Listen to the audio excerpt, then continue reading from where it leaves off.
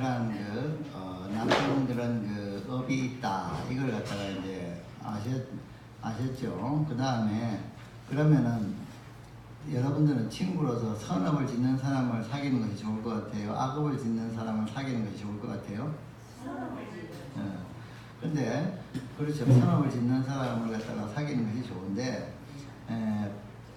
이 불교에서는 보살이라는 것에 있어서는 이런 것이 있어요. 무엇이냐면은 내가 악한 사람을 사귈 수도 있어요. 왜 사귈 수가 있냐면은 무슨 목적으로 내가 그 사람을 감당해서 착한 사람으로 만들 만한 자신이 있으면은 그 사람을 사귀어도 돼요. 나쁜 사람을. 아시겠어요? 근데 사귀어가지고 내가 감당할 수가 없다. 그런 경우가 될 경우에는 안 사귀고 도망가야 됩니다. 그래서 선한 사람을 사귀어야 돼요. 그래서 그것은 꼭 반드시 사귀냐 안 사귀냐 하는 것은 그것을 감당할 능력이 내가 되냐 안 되냐에 따라서 그것을 결정을 해야 된다. 이렇게 이제 생각하시면 되겠어요. 그 다음에 202페이지 이러한 우리의 인생에 대해서 삶을 갖다가 좋게 만들기 위해서는 무엇을 알아야 되냐면 인과를 알아야 된다. 근데 그것에 대해서 부처님께서 아한경에서 이렇게 말씀하고 계세요. 202페이지 밑에서 세 번째 줄 보시면은 만일 일부러 짓는 업이 있으면은 반드시 그 과보를 받는다. 그럼 그 과보를 현재만 받느냐 미래에만 받느냐 그게 아니라 현세에서 받거나 후세에서 받는다. 즉 내가 어떤 업인을 짓고 그 업의 결과가 나타나는 것이 시간적으로 차이가 있다 없다? 있다. 시간적으로. 그것은 마치 그거와 같아. 여러분들이 농사를 지을 때 봄에 씨앗을 뿌리면 뿌리자마자 그 과실이 나타나는가요?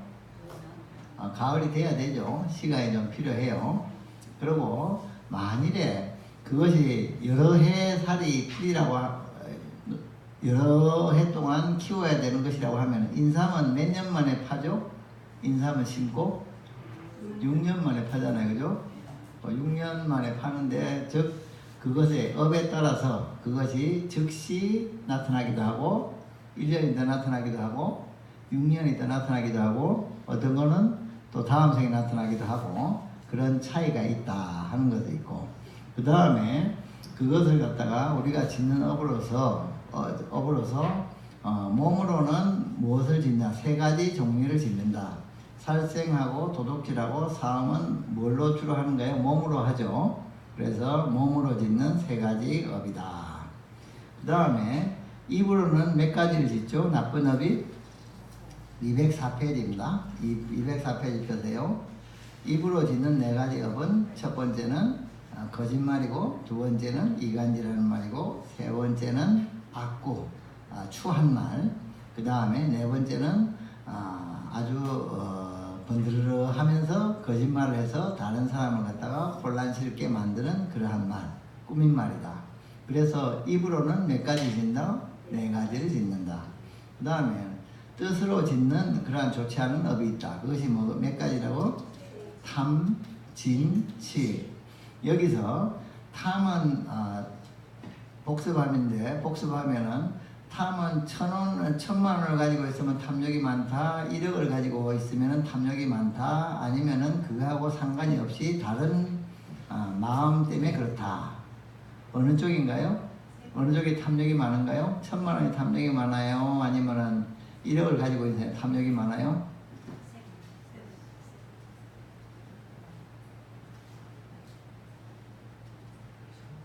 어느 쪽에 탐욕이 많습니까?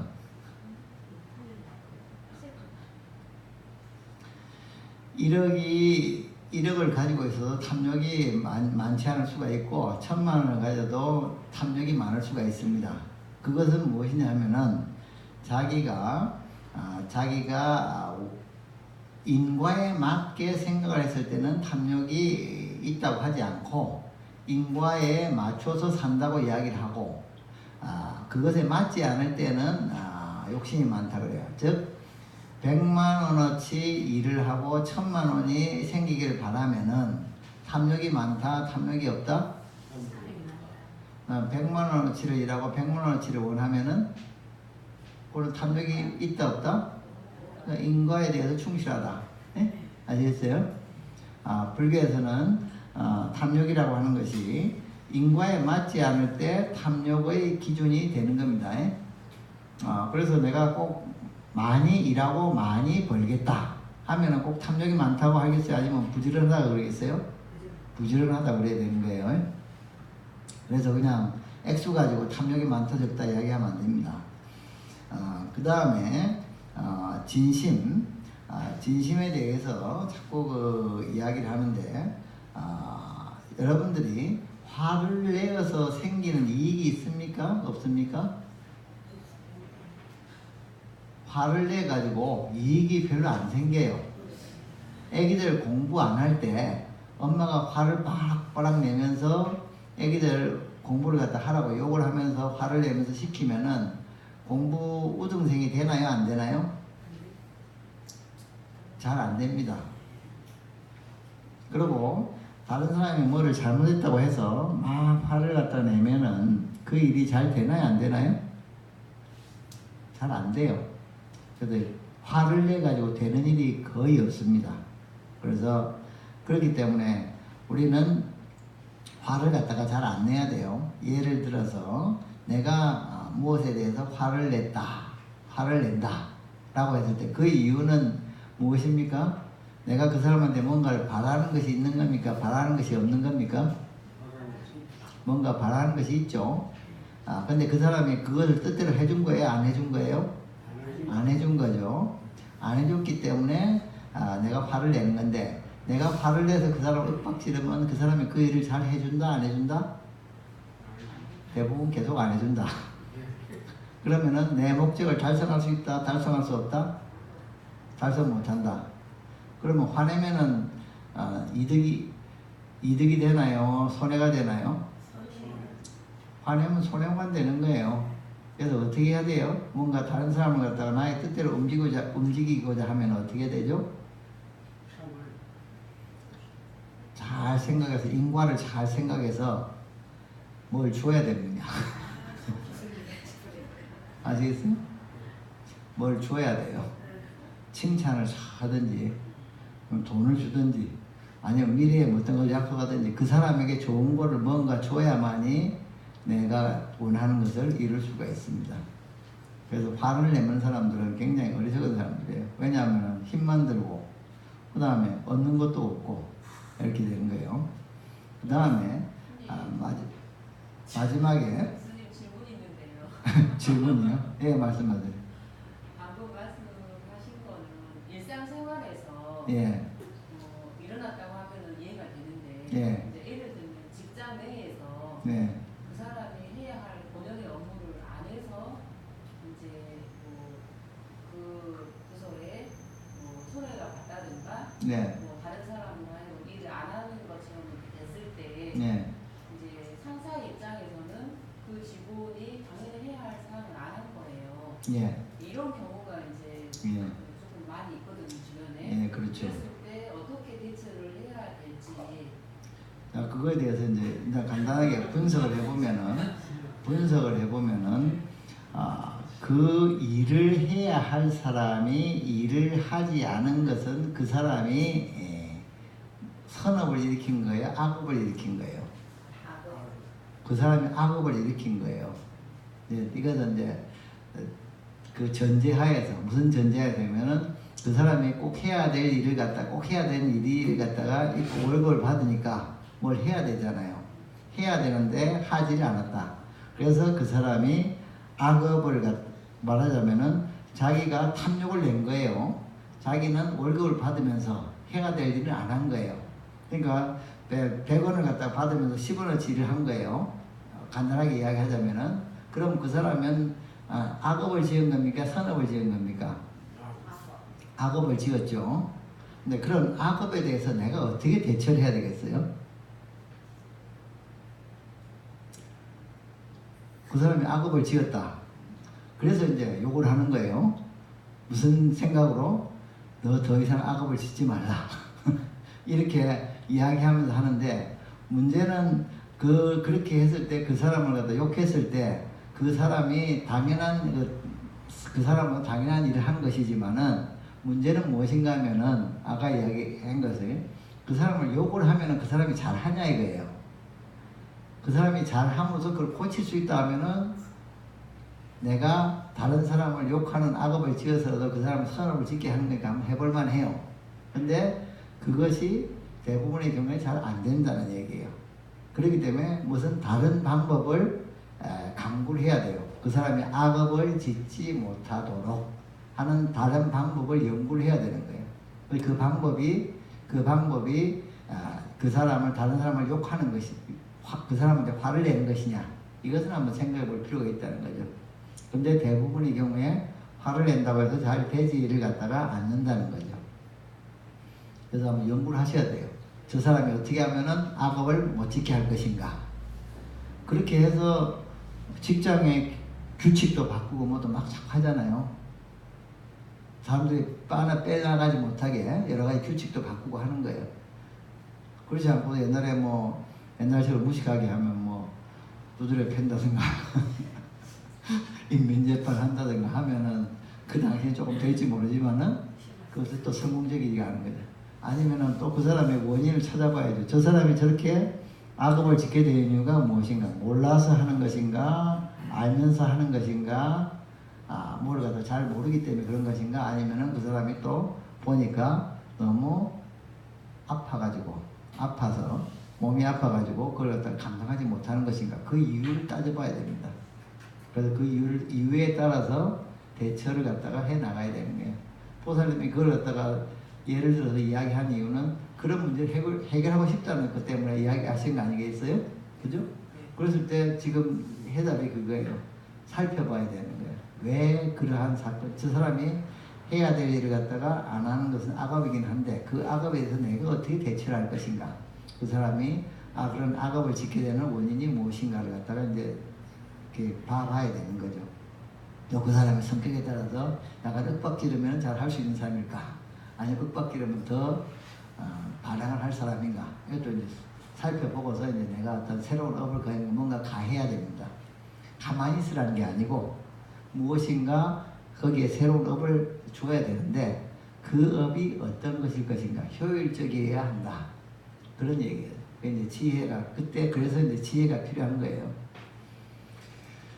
그래서 그 다음에는 이제 10번째는 신구의 의로서 마음으로 짓는 것에 사견이 있다. 그 사견이 무엇이냐 하면은 201페이지 보시죠. 위에서 세 번째 그의 소견은 거꾸로 되어 이와 같이 보고 말한다. 보시도 없다. 죄도 없다. 주설도 없다. 선악의 업도 없고 선악업의 과보도 없다. 이 세상과 저 세상도 없다. 아비도 없고 어미도 없다. 세상에는 참된 사람이 사는 좋은 것도 없고 이 세상 저 세상에 잘 가고 잘 향하는 것도 없고 스스로 깨닫고 스스로 알고 깨닫는 것도 없고 정득하여 성취하여 놓는 것도 없다. 사견의 내용입니다.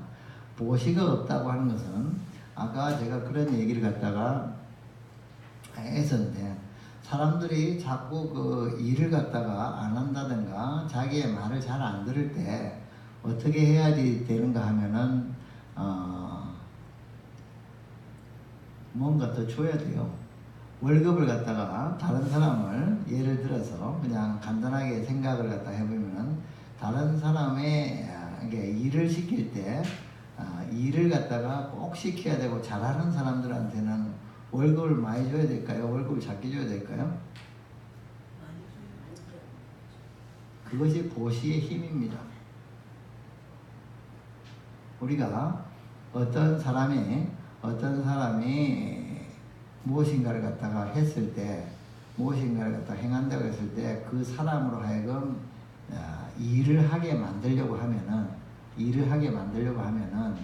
그 사람에게 무엇인가를 주어야 돼요. 그래서 이 보시가 있다 없다 하는 것은 무엇이냐면은 어떤 공덕을 갖다 얻기 위해서는 다른 사람에게 주는 것이 중요하다. 아까 가령 10가지 악업에 대해서 한번 살펴보면은 살생은 무엇을 빼앗는 건가요? 생명을 빼앗는 겁니다. 도둑질은 무엇을 빼앗는 건가요? 재산을 빼앗는 겁니다. 그 다음에 사음은 무엇인가요? 그 사람의 어떤 그 좋은 관계를 빼앗는 거죠. 거짓말은 뭐예요? 정보를 빼앗는 거예요. 그래서 나쁜 일들은 대부분 무엇이냐면 빼앗는 겁니다. 근데 그거의 반대가 뭐냐면 보시예요. 주는 거예요. 그래서 여러분들이 무엇인가를 갖다가 이루고 싶고 하고 싶을 때는 그 사람에게 선업을 갖다가 행해주는데 뭔가를 줘야 돼요. 그리고 여러분들이 다른 사람한테 뭔가 일을 갖다 부탁할 때 일을 한다든가 또 자기들한테 공부를 잘하라고 할 때 뭘 주면서 그렇게 하면 말이 좀 더 부드럽지 않아요? 그죠? 뭐든지. 그래서 보시에는 거기에 합당한 좋은 과보가 있다는 것을 알아야 돼요. 그래서 보시가 있다. 그리고 죄도 없으며, 죄라고 하는 것은 계율을 지키는 걸 이야기해요. 여러분들이 살생, 도둑질, 사음, 거짓말, 음주 이 5가지를 잘 지키게 되면은 옆에 있는 사람들이 그 사람을 좋아할까요? 싫어할까요? 여러분들이 칼을 들고서서 항상 저쪽에 다른 사람을 위협하거나 아니면은 다른 중생들을 팍팍 죽이는 그러한 모습을 갖다 보여주게 되면 옆에 있는 사람들이 자기는 안 죽이더라도 불안해하겠어요? 안 불안해하겠어요? 불안해하겠죠. 나도 언제 저 칼에 맞을지 모른다 하고 생각을 하게 되죠. 그런데 그와 마찬가지로 그 비유하듯이 죄라고 하는 것은 자기의 몸과 마음을 딱 이렇게 정결하게 하고 나쁜 업을 짓지 않는 것을 죄를 가진다는 말, 죄를 가진다 그래요. 그래서 그렇게 자기의 몸과 마음을 제대로 잘 가지게 되면은 그런 것은 좋은 결과가 있다라고 부처님이 가르치는 것이고, 주설도 없다고 하는 것은 참 저 사람은 잘 됐으면 좋겠다 라고 축원을 했을 때 그것은 누가 다른 사람이 잘 되라고 한다고 해서 그게 잘 되겠어? 하고 그런 식으로 생각하는 게 아니라 우리는 다른 사람들에게 부처님과 같은 그러한 큰 또는 그런 공덕을 빌어가지고 다른 사람에게 무엇인가 축원을 할 때 그것이 무엇인가 힘을 가지고 있다 이런 거에 대해서 이해를 해야 되고, 그 다음에 또 사견 중에 하나는 선악이 없다, 이 세상에 선악이 없다 이렇게 이야기하는 것이고, 또한 선악업의 과보도 없다, 나쁜 짓 해도 잘 먹고 잘 살더라 이렇게 생각하는 사람들이 선악의 과보도 없다는 생각이에요. 그 다음에 아버지 어머니를 갖다가 잘 보살피지 않는 것, 그것도 역시 아비도 없고 어미도 없다 하는 것도 사견에 속한다는 거예요. 아비도 있고 어미도 있다. 즉 아버님과 어머님께 부모님께는 많은 은혜를 받았기 때문에 그분들에게 잘 보답을 잘 해야 된다. 그 다음에 이 세상에 진인도 없고 잘 가고 잘 오는 것도 없다. 이런 것은 불교 공부하면 뭐하냐, 마음의 진리에 대해서 탐구하면 뭐하냐, 그건 하나의 사배일 뿐이다 이렇게 생각하면서 그것에 대해서 인정하지 않는 사람들, 그리고 부처님이 여기에 스스로 알고 성취하여 노는 것도 없다, 부처님이 깨달았기는 뭘 깨달았냐, 그냥 사시다 가신 분이지, 이런 식으로 생각하는 것이 사견이다 이렇게 이야기를 갖다 하는 거예요. 그래서 우리는 이걸 다시 거꾸로 보게 되면은 보시의 과보도 있고, 죄를 지키게 되면은 그러한 자기의 삶이 평안해지고, 주설을 갖다가 해서 좋은 축원을 하게 되면은 그 사람에게 큰 힘이 되고, 또 선과 악의 업이 있고, 좋은 것이 있고 나쁜 것이 있고, 또 좋은 업과 좋은 것과 나쁜 것의 과보도 있다.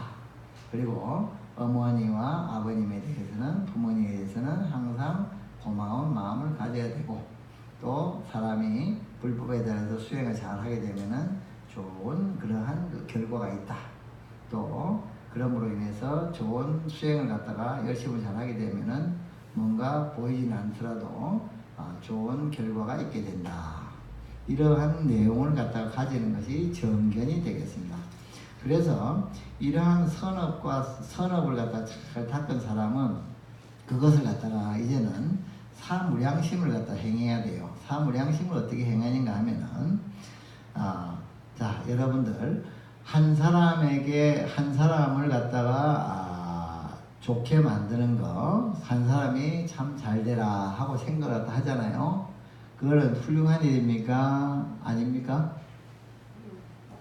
자, 그러면 다른 사람을 너는 앞으로 얼마 살지 말고 빨리 죽어라 하고 저주를 하는 것은 좋은 일입니까? 나쁜 일입니까? 나쁜 일이죠. 예? 그러면 참 너도 앞으로 잘 살거라 하면은 그거는 좋은 일이에요? 나쁜 일이에요? 좋은 일이죠. 그러면 두 사람 보고 너 참 잘 살고 번영하거라 하면은 더 좋은 일이죠. 그 다음에 세 사람 내지 네 사람 이렇게 하면은 좋은 일이겠죠. 예? 그래서 무량심이라고 하는 것은 무엇인가 하면은 무한히 많은 중생들에 대해서 어떤 마음을 내는 거예요. 무량히 많은 중생들에 대해서 나도 잘 되고 우리 부모도 잘 되고 부모님의 부모님도 잘 되고 부모님의 형제도 잘 되시고 또 우리 동네에 사는 사람도 잘 되시고 저 동네 사람도 잘 되시고 대한민국 사람도 잘 되시고 중국 사람도 잘 되시고 세계에 있는 모든 사람도 다 잘 되시고 살아있는 모든 것들은 다 행복하라 이렇게 이야기를 갖다 했을 때 그것은 무량한 마음이에요. 아시겠어요? 근데 우리는 보통 어떻습니까? 무량한 마음을 가집니까? 아니면은 유한한 마음을 가집니까? 유한한 마음을 가지죠. 나는 잘 되는 거는 맞고 우리 가족만 잘 되는 것도 맞고 뭐 그렇게 생각을 하잖아요. 그랬을 때 그러한 마음을 좀 더 키워라. 그래서 많은 중생이 잘 되기를 갖다가 바라야 된다. 무량심이에요. 근데 그 마음의 내용이 무엇이냐 할 때 자무량심이세요. 자라고 하는 것은 다른 사람들이 다른 사람을 갖다가 이제 사람으로도 번역을 하는데 내가 참 다른 사람을 갖다가 참 좋게 본다. 나의 친구로 본다. 이렇게 생각하는 게 자예요. 아시겠어요? 그러니까 우리 여기 있는 사람들끼리는 우리가 이제 불교 공부 잘 하니까 친할 수가 있겠죠. 그죠? 그래서 그것이 자심을 가지는 거예요. 친구를 가지는. 그리고 이제 뭐 우리 불교도에 대해서 또 자심을 가질 수가 있겠죠. 그러니까 그 다른 사람들을 갖다 볼 때 저놈이 나의 적이다 라는 생각을 가지지 않고 저 사람이 나의 친구다 라고 생각을 하는 것이 자심이에요. 아시겠어요? 우리 가족들은, 우리 아버님은, 어머님은, 우리 자녀들은 나의 동지입니까? 아니면은 나의 그 원수들입니까? 예? 어떻게 해요? 동지죠. 그 생각이 무엇이냐면은 동지는 그 사람을 갖다가 사랑하는 거예요? 사랑하지 않아요? 사랑하는 거죠. 그게 자심이에요. 그래서 그 생각을 갖다가 무량하게 가지라는 거예요. 나한테도 가지고 또 동쪽에 있는 사람들도 다 나의 친구다. 또 서쪽에 있는 사람은 나의 친구다. 남쪽에 있는 사람도 나의 친구다. 그 다음에 북쪽에 있는 사람은 나의 친구다. 그리고 그 동쪽 그 사이 감방에 있는 사방 팔방에 있는 모든 사람들이 다 나의 친구다. 그리고 위쪽에 있는 사람은 또 나의 친구다. 아래쪽에 있는 사람도 나의 친구다. 그러면은 방위가 몇 방이죠? 10방이죠. 동서남북에다 그 사이사이 하니까. 그래서 시방의 모든 중생들이 다 나의 친구다 라고 이렇게 생각하는 것이 자무량심이에요. 그 다음에 또 이것이 사무량심이라고 하는 것은 자무량심 뿐만이 아니라 비무량심이 있어요. 비무량심은 뭐냐면은 여러분들의 그러한 그 사람들에 대해서 자무량심을 가지게 되면은 그 사람들이 다 나의 친구잖아요. 그럼 그 사람들이 잘못됐을 때, 괴로워할 때 같이 슬퍼해줘야 돼요? 무심해야 되겠어요? 같이 슬퍼해줘야 되겠죠. 그 슬퍼해주는 대상들을 갖다가 무량히 가지는 거예요. 비무량심이에요. 자비무량심. 그 다음에 그 많은 중생들이, 나하고 살고 있는 많은 중생들이요, 잘 되는 일이 있겠어요? 많은 중생이 있다면 잘 될 수 있겠죠. 그죠? 그랬을 때 그 잘 되는 그것을 보면서 우리는 어떻게 같이 기뻐해 줘야 돼요? 아니면 질투를 해야 돼요? 다른 사람이 잘 될 때 기뻐해 줘야 되냐고요? 아니면 질투를 해야 되냐고요? 기뻐해 줘야 되죠. 그래서 그것이 희예요. 기뻐할 희. 그래서 희무량심을, 다른 사람이 다 잘 됐을 때 잘 되는 것에 대해서 희무량심을 가져야 돼요. 그 다음에 또 마지막으로 사무량심이라는 것이 있어요. 사무량심이라고 하는 것은 담담하게 바라본다는 것인데, 여러분들이 다른 사람에 대해서 내가 잘해줬을 때, 잘해주면 그 사람이 반드시 나에게 잘해줍니까? 잘 안 해줍니까? 잘해주는 경우도 있고 잘 안 해주는 경우도 있죠. 잘해주는 경우는 어때요? 그냥 별 문제가 없어요. 서로 좋게 하니까. 그런데 내가 다 잘해줬는데도 불구하고 오히려 나를 공격하고 비난하는 사람이 있어요? 없어요? 있죠. 그랬을 때 어떻게 해야 돼요? 복수를 해야 돼요? 아니면은 그냥 담담하게 참고 지나가 줘야 돼요? 지나가야 되는데 그게 마음에 안 들어. 복수를 하면 안 되죠. 예?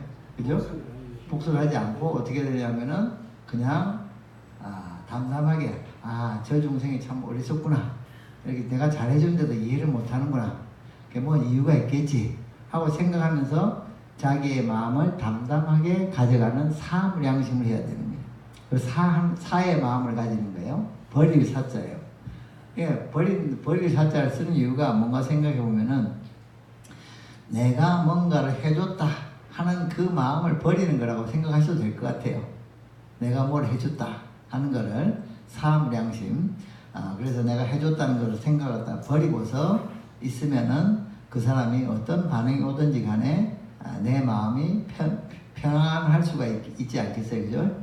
그래서 자비희사의 그러한 네 가지 마음을 모든 중생들에게 잘 가지는 수행을 해야 되는 거예요.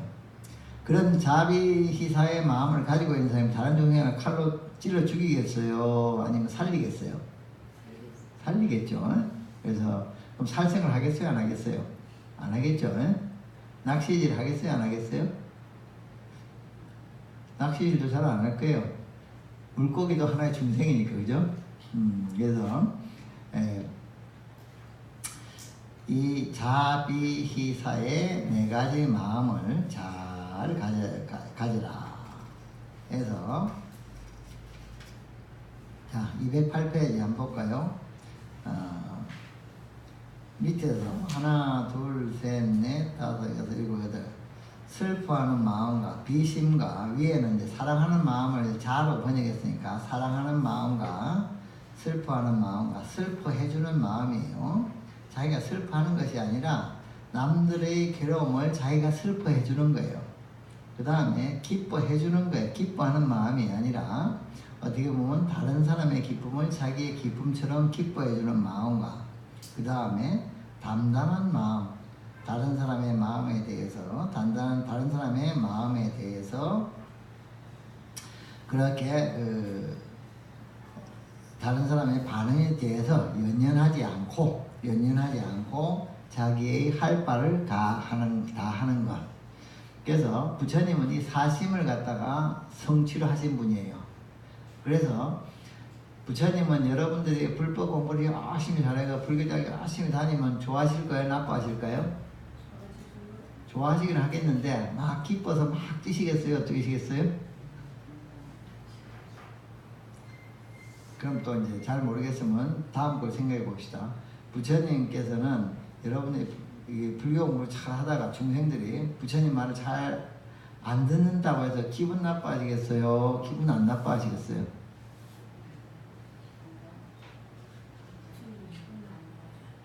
부처님 기분 나빠하시지 않으세요? 그럼 무슨 마음을 가지실까요? 조금 불쌍한 마음을 가지시겠죠? 부처님은 중생들이 자기의 마음에 자기의 가르침이 잘 따른다고 해서 마구 기뻐하지도 않고, 중생들이 자기의 마음을 잘 따른다고 해도 안 따른다고 해도 슬퍼하지 않으심을. 그래서 사심을 가지고 계세요. 사심청정이라고 표현하는 항상 마음을 그런 마음을 가져요. 여러분들도 세상을 사시면서 사심을 많이 가질 수 있으면 참 좋겠죠. 그죠? 근데 사심을 잘 가지도록 그렇게 수행을 잘 하려는 겁니다. 그만큼 사심을 행하기 어려워요. 자비까지는, 자비에서 다른 사람을 사랑하고 뭐 이렇게 하고 또 희심까지 가지는 것까지는 인간적으로 해도 좀 웬만큼 할 수 있는데, 이 사심의 경우에는 상당히 그 수준이 올라가야지 행하기가 좋은 건데, 근데 이것을 갖다가 무량하게 가지라는 거예요.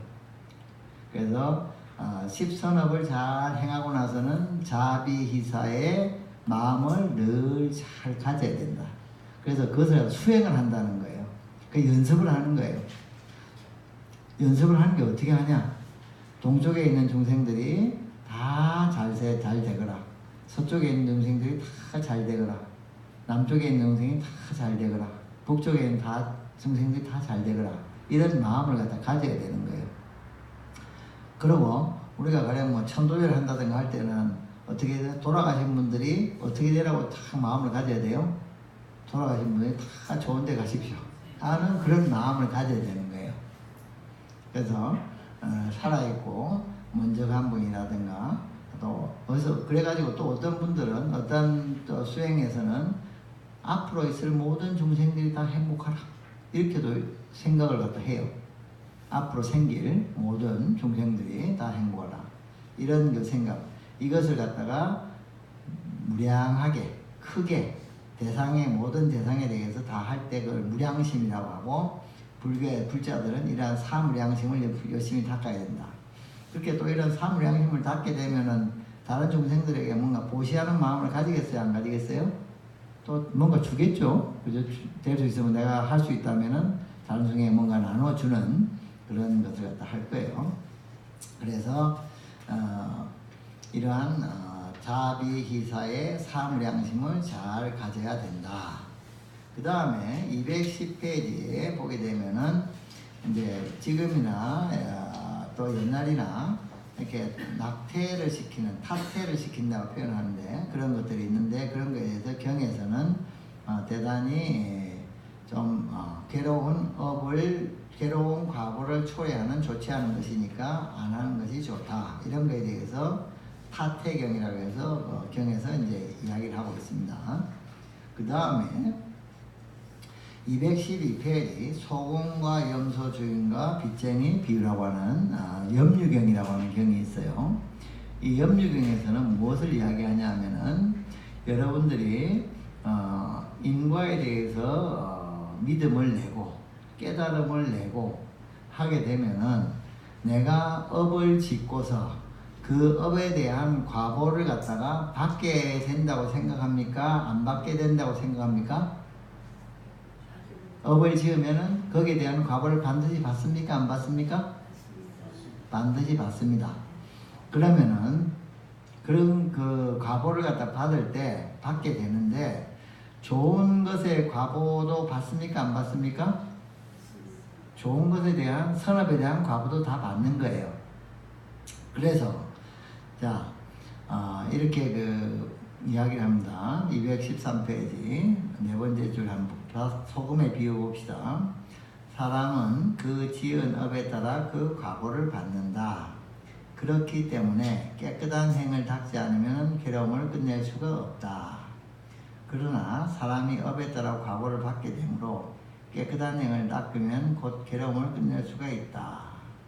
만일 어떤 사람이 악업을 지으면 반드시 괴로운 과보를 지옥에서 받는다.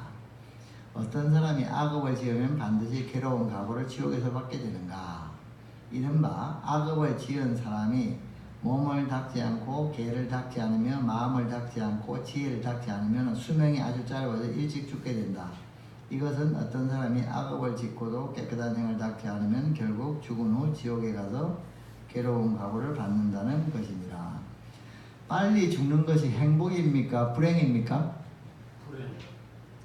빨리 죽는 것이 불행입니까?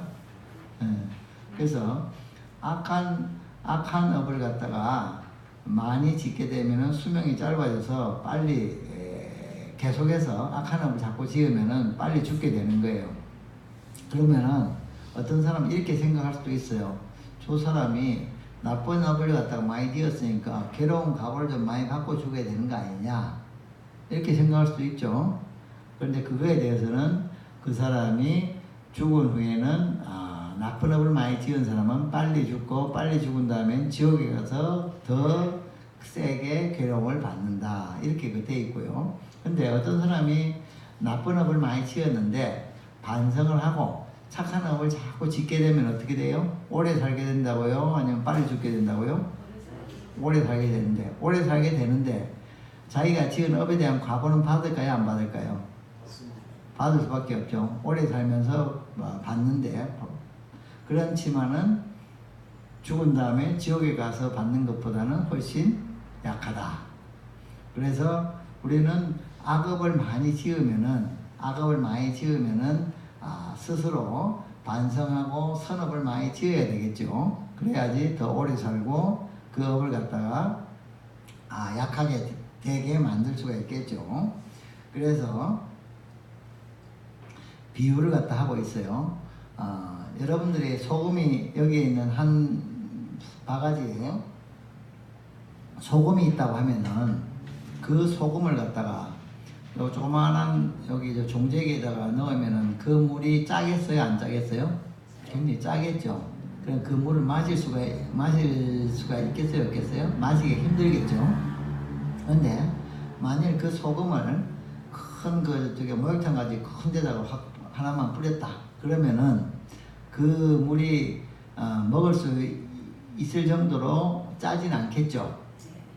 자, 소금은 똑같은데, 소금의 양은 똑같은데 그 맛은 틀린 이유가 뭔가요? 그 대상이 틀린 거예요. 뭐냐 하면은 내가 악업을 지은 것을 소금이라고 비유를 해요. 소금의 양이에요. 그 다음에 그 뒤에 내가 열심히 선업을 지었어. 그러면은 그 사람은 큰 물에, 겐지스강의 물에다가 소금을 푸른 것과 같은 것이 되는 것이고, 그러니까 소금이 영향을 갖다가 많이 주겠어요? 안 주겠어요? 영향을 안 준다는 건 괴로움을 많이 받게 되겠어요? 안 받게 되겠어요? 괴로움을 덜 느끼게 된다는 거예요. 즉 똑같은 업을 지어도 선업을 많이 지은 사람은 괴로움을 덜 받게 된다, 덜 느끼게 된다는 거예요. 그렇다고 업이 없어지는 건 아니에요. 업은 안 없어져요. 업은 안 없어지지만은 그 사람이 지은 업의 선업의 크기에 따라서 그것이 느끼기를 덜 느끼게 된다. 자, 예를 들어서 비유를 해서 여러분들이 이제 1,000,000원 좀 비유를 합시다. 1,000,000원을 갖다가 옛날에 10년 전에 빌렸어요. 그래서 이제 내일이면은 1,000,000원을 갚아야 됩니다. 만기일이 내일이에요. 그랬을 때 그 만기일에 1,000,000원을 갚는 것이 괴로운 일인가요? 즐거운 일인가요?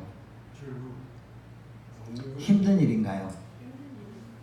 어쨌든 힘들긴 하죠. 그런데 힘든데 근데 내가 재산이 한 1억쯤 있어. 그러면은 괴로운 일입니까? 그냥 힘든 일입니까? 재산이 1억 있으면은 그 중에서 1,000,000원을 갚아야 된다 하면은 그것이 힘든 일이긴 해죠. 어쨌든 1억이 있든 100억이 있든. 그렇지만은 그 괴로움은 어때요? 괴로움이 있어요? 없어요? 돈이 있으면 별 문제가 안 돼요. 근데 내일 1,000,000원의 빚을 갖다 갚아야 되는데 나한테 100,000원 밖에 없어요. 그러면은 내일 그것을 갖다 갚아야 된다는 것이 괴로움이겠어요? 괴로움이 되겠죠. 빚은 똑같아요. 빚의 액수는 똑같은데 왜 괴로움이 되고 한쪽은 괴로움이 안 되는가요? 내가 감당을 할 수 있냐 없냐. 업에 있어서도 마찬가지예요. 우리는 업은 반드시 그 과보를 받을 때 피할 수는 없습니다만은 내가 어떤 상태이냐에 따라서 그것이 틀린다는 거예요. 자, 이 하나의 비유를 들어서 여러분이 어디 크게 저쪽에 큰 병이 걸렸어요. 근데 그 병이 뭐 어려운 거나 죽는 건 아닌데 수술비가 수천만 원 나오는 병이라고 합시다. 그러면은 재산이 수억이 있는 사람은 그 수술을 해야 되는 그것이 큰 문제가 되겠어요? 안 되겠어요? 큰 문제가 안 되죠. 근데 재산이 조금밖에 없는 사람은 어떻게 되겠어요? 큰 일이죠. 그것 때문에 또 죽을 수도 있는 거죠. 못하니까. 왜 그래요? 병은 똑같은데 왜 그렇죠? 그 사람이 가지고 있는 재산이 틀린데 그 재산에 비유하는 것이 그 사람의 공덕이라는 것이에요. 그래서 여러분들은 뭔가 일이 어렵거나 힘들거나 할 때 어떻게 해야 돼요? 그냥 절망하고 있을 게 아니라 열심히 공덕을 지어야 되는 거예요. 이 공덕을 짓는 방법이 뭐예요? 기도. 불법성계율을 잘 지키고 부처님에 대한 믿음을 잘 가지고 경을 잘 읽고 보시를 하고 자비이사의 마음을 갖다 늘 가지고 또 하나는 참회를 하고 하는 것을 갖다가 열심히 하게 되면은 그래서 불가에서 뭔가 어려운 일이 있거나 뭐가 잘 안 되면은 제일 먼저 하는 것이 뭐냐면 참회 기도를 먼저 해야 돼요. 내가 무엇인가를 갖다 이루고자 한다면은 내가 무엇인가를 이루고자 한다면은 그 사람은 내가 이걸 갖다 좀 이루게 해주셔야 하고 부처님한테 무조건 발언하는 그걸 하기 전에 선행 조건으로 먼저 해야 될 것이 참회를 먼저 해야 돼요. 왜 참회를 먼저 해야 되냐면은 인과를 갖다가 알 경우에 나에게 나의 소원이 이루어지지 않는다고 하는 것은 나의 소원이 이루어지지 않는다고 하는 것은 다른 의미로 나의 소원을 이루지 못하게 방해하는 무슨 힘이 있다는 거죠. 그 힘이 무엇이냐 했을 때 내가 옛날에 지어놓았던 나쁜 업들이 나의 소원을 이루는데 방해가 되는 업이 되고 있다는 거예요. 그래서 그것을 이루고자 하면은 그 과거에 지었던 업에 대해서 참회를 통해서 그 업을 갖다가 이렇게 치워야 되는 거죠. 그래서 여러분들이 혹시 뭐 어려운 일이 있다든가 또는 뭔가를 꼭 이루어야 되겠다 했을 때 기도를 해야 되겠다 또는 수행을 해야 되겠다 할 경우에는 그러한 참회의 기도를 한 다음에 발언을 갖다가 하는 그런 순서로 했을 때 그 기도가 더 성취를 잘 이룰 수 있고 목적을 다 이룰 수가 있어요. 참회도 안 하고 무조건 뭐 좀 되게 하십시오 하고 하는 경우에는 큰 업이 없을 경우에는 또 이루어질 수 있지만은 그 사람이 지은 업을 정리해야 될 것이 있을 경우에는 굉장히 힘들게 이루어집니다. 그것은 우리가 이 세상을 살 때 무슨 큰 집을 갖다 짓는다고 했을 때 정지 작업을 잘 해야 되죠. 정지 작업을 하지 않고 10층 올리면 어떻게 되죠? 넘어지는 거죠.